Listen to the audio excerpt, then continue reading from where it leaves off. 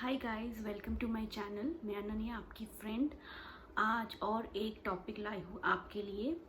आज का टॉपिक है अपना मैटरनिटी बैग कैसे रेडी करें, क्या क्या इम्पोर्टेंट चीज़ें आपको मैटरनिटी बैग में रखनी चाहिए, वो पूरा डिटेल में समझाऊंगी। तो चलिए वीडियो स्टार्ट करते हैं। तो मेन टॉपिक पे डिस्कशन करने से पहले ये क्वेश्चन बहुत इम्पोर्टेंट जो दिमाग में आता है वो है मैटरनिटी बैग कब रेडी करना चाहिए। मैं कहूँगी कि 7th मंथ तक अगर आप रेडी कर सकते हैं तो सबसे अच्छा होता है, क्योंकि मेरे केस में मैंने 7th मंथ तक रेडी कर लिया था। क्योंकि देखिए 7th और 8th मंथ बहुत ही क्रूशियल होता है। बहुत टाइम पे ऐसा होता है कि लेबर पेन 7th मंथ में स्टार्ट हो जाता है। कभी कभी होना नहीं चाहिए, मैं नहीं कहूँगी होगा आपके लिए, लेकिन कभी कभी होता है ऐसे। मेरे बहुत सारे रिलेटिव्स के केसेस में ऐसा हुआ है कि 7th मंथ में वो लोग प्रिपेयर नहीं थे और 7th मंथ में लेबर पेन हुआ और फिर डिलीवरी भी हो गया। तो इट्स ऑलवेज बेटर कि आप प्रिपेयर रहो बहुत ज़्यादा मेंटली एज वेल एज ये सब कुछ, जैसे मैटरनिटी बैग के साथ प्रिपेयर रहो कि 7th मंथ तक सिचुएशन ऐसा हो सकता है कि डिलीवरी पेन आपको आ जाए। तो ये बहुत ज़्यादा इम्पॉर्टेंट है कि आप 7th 8th मंथ तक अपना मैटरनिटी बैग अच्छी तरह से रेडी करके रखो। तो सबसे पहले जो इम्पोर्टेंट चीज़ आपको मैटरनिटी बैग में रखनी चाहिए वो है आपका सारा डॉक्यूमेंट्स, आपका सारा रिपोर्ट्स, जितना भी रिपोर्ट्स हॉस्पिटल से आपको मिला है आप एक फ़ाइल में रख दीजिए। वो बहुत ज़्यादा इम्पॉर्टेंट है। और मैंने क्या किया था, मैं अलग से एक फ़ाइल मैंने बना के रखा था, पूरा सारा रिपोर्ट्स, स्कैन रिपोर्ट्स, जो भी रिपोर्ट्स मिला था उस टाइम पे, और उसका एक सॉफ्ट कॉपी भी अपने फ़ोन में रखती थी, ताकि इमरजेंसी की सिचुएशन में अगर मैं भूल भी जाऊँ, अगर कोई मिसप्लेस हो गया, ऐसा कुछ हुआ, तो मेरे फ़ोन में हमेशा वो डॉक्यूमेंट सॉफ्ट कॉपी रहेगा। तो आप ये भी कर सकते हैं, आप एक फ़ाइल में सारा डॉक्यूमेंट्स रख दीजिए और सारे डॉक्यूमेंट्स का एक पिक्चर आप क्लिक कर लीजिए, अपने मोबाइल पे किसी फोल्डर में आप सेव कर लीजिए। तो वो बहुत एक सेफ ऑप्शन है, मैंने ये किया था। तो ये बहुत ही हेल्पफुल था। इन केस आपका डॉक्यूमेंट्स कहीं पे मिसप्लेस हो जाए तो आपका फ़ोन रहेगा, तो फ़ोन पे आपको सारा डॉक्यूमेंट्स मिल सकता है। और नेक्स्ट जो बहुत इंपॉर्टेंट है, आपके इंश्योरेंस पेपर्स, इंश्योरेंस कार्ड, जो भी इंश्योरेंस रिलेटेड डॉक्यूमेंट्स है, मेडिकल रिलेटेड डॉक्यूमेंट्स है, वो भी आप एक अलग से फाइल में रख दीजिए और इसका भी आप एक सॉफ्ट कॉपी अपने मोबाइल पर रख सकते हैं। तो ये डॉक्यूमेंट्स बहुत ज़्यादा इम्पॉर्टेंट है और ये आप मैटरनिटी बैग में ज़रूर रखिए। सबसे ज़्यादा इम्पॉर्टेंट है जो आपके बैग में होना चाहिए। तो बेबी रिलेटेड जो इम्पोर्टेंट चीज़ें आपको बैग में रखनी चाहिए, वो पहले जो मैं बोलूँगी वो है बेबी क्लोथ्स। मुझे पता है बहुत सारे फैमिलीज़ में ये कंसिडर करते हैं कि बेबी के आने से पहले कुछ भी बेबी रिलेटेड चीज़ें नहीं खरीदना चाहिए। तो ये मैं रेस्पेक्ट करती हूँ फैमिलीज़ की डिसीजन को। ये वो लोग कुछ मानते हैं, फॉलो करते इसको, मैं इसके अगेंस्ट कुछ नहीं बोलूँगी। अगर आपकी फैमिली में ऐसा हो कि आपके एल्डर्स आपको बोल रहे हैं कि बेबी रिलेटेड कुछ भी मत खरीदना बेबी के अराइवल के पहले, तो आप उसे रिस्पेक्ट कीजिए। लेकिन मैं कहूँगी एकदम प्रिपेयर्ड ना होके जाना भी अच्छा नहीं होता। अगर आप बेबी रिलेटेड कुछ भी नया चीज़ नहीं खरीद सकते तो एक छोटा सा क्लॉथ आप ले सकते जो आप यूज़ कर चुके हो पहले, ताकि आप बेबी को स्वेडल कर सको उसमें।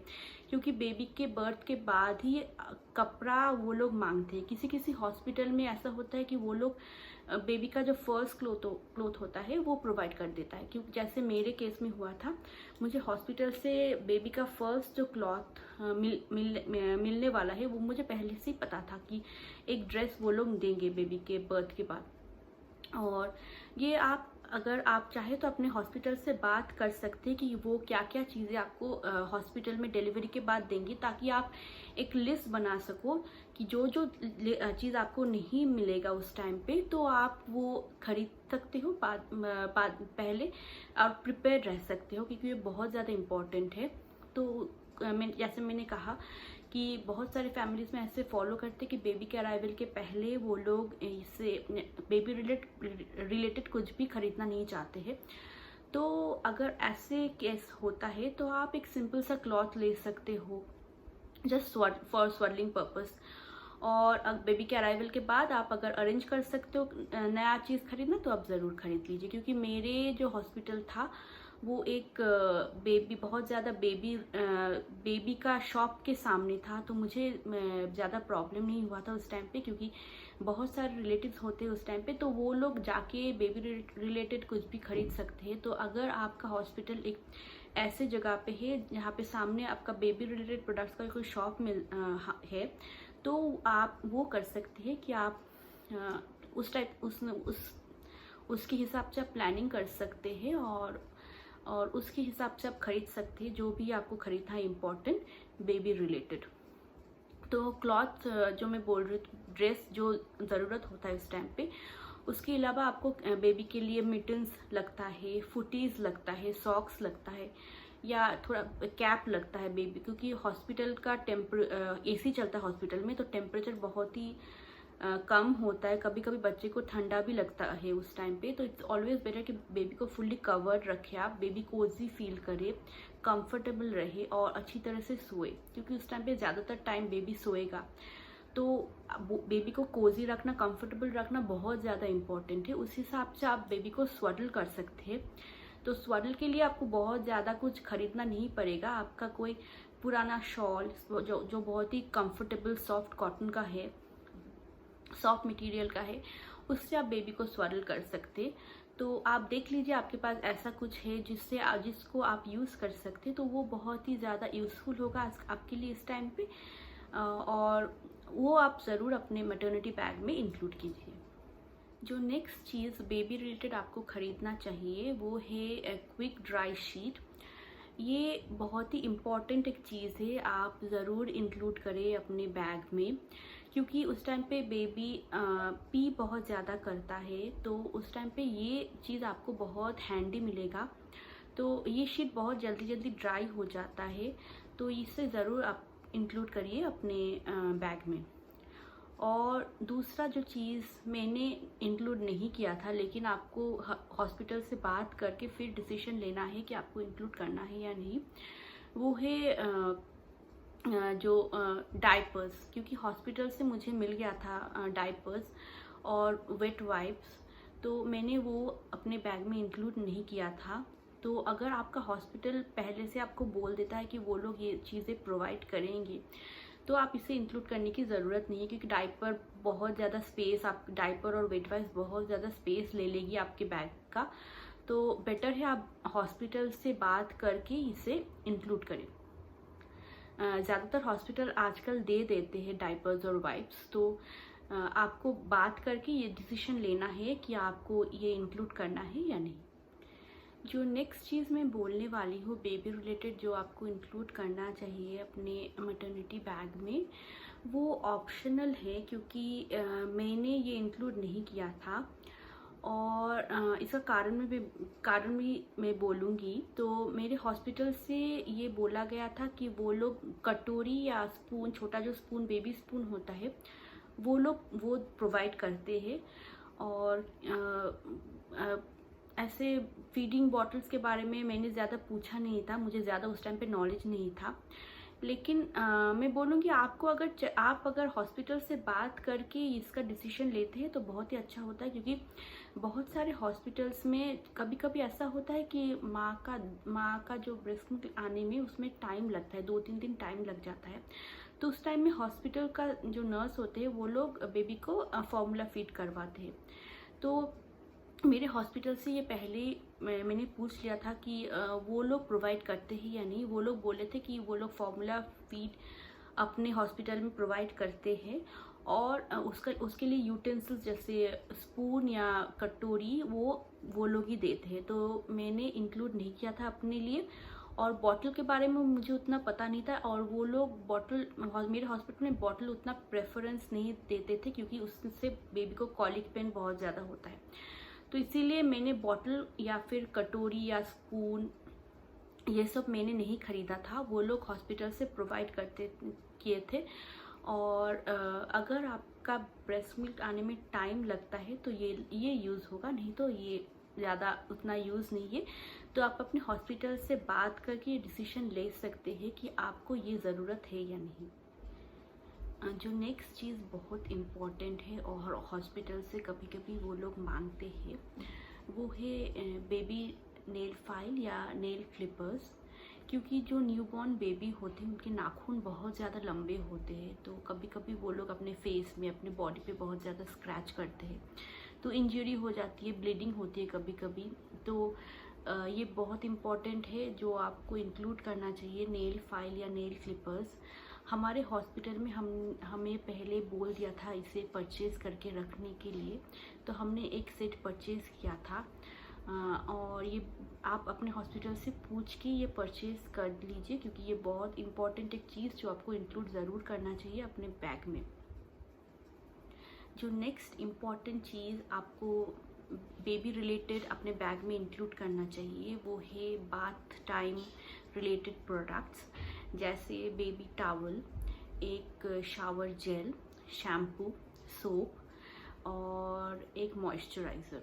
ये बहुत इम्पॉर्टेंट चीज़ें हैं। कभी कभी हॉस्पिटल से ये प्रोवाइड कर देते हैं, हमारे केसेस में हॉस्पिटल से प्रोवाइड किया था, लेकिन फिर भी मैं एक सेट लेके गई थी इन केस अगर मुझे इमरजेंसी में लगी। तो आप हॉस्पिटल से बात करके ये प्रोडक्ट्स आपके पसंदीदा जो भी ब्रांड है आप खरीद सकते हो। पर्सनली मुझे सेवामेड के प्रोडक्ट्स बहुत अच्छे लगते हैं, क्योंकि सेवामेड का जो प्रोडक्ट्स है वो बहुत बेबी स्किन के लिए बहुत अच्छा है। सेंसिटिव होता है बेबी का स्किन बहुत ज़्यादा, तो ये प्रोडक्ट्स बहुत ज़्यादा माइल्ड होते हैं। तो पर्सनली मुझे ये प्रेफरेंस था, तो मैंने बहुत ज़्यादा रिसर्च किया था डिलीवरी से पहले, तो उस हिसाब से मैंने बेबी का प्रोडक्ट्स ले जाना और अपने बैग में इंक्लूड करना इम्पोर्टेंट समझा, और इसे मैंने इंक्लूड किया था अपने बैग में। सेवामेड थोड़ा बहुत कॉस्टली ब्रांड है, और भी अफोर्डेबल ब्रांड्स भी है जो बहुत अच्छे हैं। आप अगर चाहते हो तो मैं इसके बारे में भी एक वीडियो लाऊंगी, जो भी ब्रांड्स इम्पॉर्टेंट है बेबी रिलेटेड और कौन सा बेटर है बेबी के लिए। अगर आप चाहते हो आप कमेंट सेक्शन में ज़रूर डाल दीजिएगा, तो मैं ये टॉपिक भी लाऊंगी डिस्कशंस के लिए कि कौन सा ब्रांड ज़्यादा इम्पॉर्टेंट है, ज़्यादा अच्छा है बेबी के लिए। और ये आप अपने हॉस्पिटल से बात करके डिसीजन ले सकते हैं कि आपको ये इंक्लूड करना है अपने बैग में या नहीं, क्योंकि हॉस्पिटल्स में बहुत सारे टाइम पे ये प्रोवाइड कर देते हैं। तो ये तो हो गया बेबी रिलेटेड जो भी प्रोडक्ट्स आपको इंक्लूड करना चाहिए अपने बैग में। अभी हम डिस्कस करेंगे हमारे लिए, खुद के लिए, मदर्स के लिए क्या क्या चीज़ें आपको इंक्लूड करना चाहिए बैग में। तो फर्स्ट जो इम्पॉर्टेंट चीज़ आपको ज़रूर अपने बैग में इंक्लूड करना चाहिए वो है मैटरनिटी गाउन्स। तो बाज़ार में आपको बहुत सारी ऑप्शंस मिलेगी गाउन्स के लिए, क्योंकि सामने से चेन वाला, हुक वाला, सामने से एक कवर होता है कभी कभी, उसके लिए फीडिंग कराने के लिए इजी होता है जिसमें। तो बहुत सारा ऑप्शंस आपको मिल जाएगा आप अगर थोड़ा सा रिसर्च करें। आप चाहते हो अगर तो मैं थोड़ा बहुत लिंक्स डाल दूंगी डिस्क्रिप्शन बॉक्स में, ताकि आपको थोड़ा सा यूज़फुल हो जाए, आइडिया मिल जाए कि कैसे ड्रेसेस मिलते हैं। तो ये आप ज़रूर इंक्लूड कीजिए। मैंने 2 खरीदा था हॉस्पिटल के लिए, तो आप 2 या 3 अपने मैटरनिटी बैग में ज़रूर इंक्लूड कीजिए। जो नेक्स्ट चीज़ बहुत ज़्यादा इम्पॉर्टेंट है इंक्लूड करना बैग के में, वो है ब्रेस्ट पैड्स और मैटरनिटी ब्रा। ये बहुत ज़्यादा इम्पॉर्टेंट है, क्योंकि इनिशियल डेज में जो मिल्क का फ्लो होता है वो बहुत ज़्यादा होता है, बहुत ज़्यादा लीक होगा। तो उस टाइम पे ये ब्रेस्ट पैड्स और मैटरनिटी ब्रा बहुत ज़्यादा काम आती है। तो इसे आप ज़रूर अपने बैग में इंक्लूड कीजिए, क्योंकि बहुत ज़्यादा इम्पॉर्टेंट है, आपको बहुत यूज़फुल लगेगी उस टाइम पे। तो आप दो या 3 सेट मैटरनिटी ब्रा आप खरीद सकते हैं अपने लिए during your stay at your hospital. और ब्रेस्ट पैड्स भी आप थोड़ा बहुत ज़्यादा आपको लेना चाहिए, क्योंकि उस टाइम लीकिंग बहुत ज़्यादा होता है इनिशियल डेज में। तो ये बहुत ही हेल्पफुल रहेगा। अगर आप ब्रेस्ट पैड्स में इन्वेस्ट नहीं करना चाहते तो बहुत ही सॉफ्ट कॉटन का क्लॉथ आप भी रख सकते हो उसमें, वो भी हेल्पफुल हो सकता है कभी कभी। लेकिन उसमें ये प्रॉब्लम आपको धोनी पड़ेगी। तो आप इनफ क्वांटिटी, अगर आप उसमें इन्वेस्ट नहीं करना चाहते ब्रेस्ट पैड्स में, तो आप इनफ क्वांटिटी अपने बैग में इंक्लूड कर लीजिए कॉटन क्लॉथ का, तो ताकि आपको उस टाइम पे धोना ना पड़े और आप उस टाइम पे इजीली उसे यूज़ कर सकते। जो नेक्स्ट बहुत ज़्यादा इम्पॉर्टेंट चीज़ आपको बैग में इंक्लूड करना चाहिए वो है सैनिटरी पैड्स, क्योंकि उस टाइम में डिलीवरी के बाद बहुत ज़्यादा ब्लीडिंग आपको होगी। तो नॉर्मल जो पैड हम लोग पीरियड्स के टाइम पे यूज़ करते हैं वो उतना यूज़फुल उस टाइम पे नहीं होता है। तो मार्केट में आपको अलग वैरायटी की सैनिटरी जो मैटरनिटी पैड्स होते हैं वो मिल जाएगा। वो थोड़ा लंबा होता है, मोटा होता है, वो अब्जॉर्प्शन उसका ज़्यादा होता है। तो आपको अपना रिसर्च करके उसे ख़रीदना चाहिए और बैग में ज़रूर इंक्लूड करना चाहिए। और नेक्स्ट जो चीज़ बहुत इम्पॉर्टेंट है बैग में इंक्लूड करना, वो है आपका पर्सनल जो चीज़ें जो आप यूज़ करते हैं ऑन रेगुलर बेसिस, जैसे हेयर ब्रश, टूथब्रश, टूथपेस्ट, फिर मॉइस्चराइजर्स, लिप बाम्स, क्लिप्स या फिर हेयर बैंड, कोई भी रबर बैंड या कोई भी क्लच या जो भी आप यूज़ करते हैं ऑन रेगुलर बेसिस, उसका एक अलग सा छोटा सा बैग में वो आप पहले से रख दीजिए। क्योंकि मेरे केस में मैंने क्या किया था, मैं बहुत पहले से लिस्ट बना के ये सब खरीद के वो एक अलग से छोटे से बैग में डाल के वो मैटरनिटी बैग के अंदर डाल दिया था। क्योंकि बहुत सारे केसेस में ऐसा होता है कि इमरजेंसी सिचुएशन में हम लोग वो सारा चीज़ें इंक्लूड करना भूल जाते हैं। तो अच्छा होगा आप अलग से ये चीज़ें खरीद के पहले से बैग में इंक्लूड करें और उसे यूज़ ना करें, उसे सिर्फ डिलीवरी के टाइम पे यूज़ करने के लिए रख दे, ताकि हम लोग बाद में भूल ना जाए, इमरजेंसी सिचुएशन में भूल ना जाए उसे इंक्लूड करना। तो ये आप पहले से रेडी करके रखिए, तो ये चीज़ आप भूलेंगे नहीं। तो मैंने ये किया।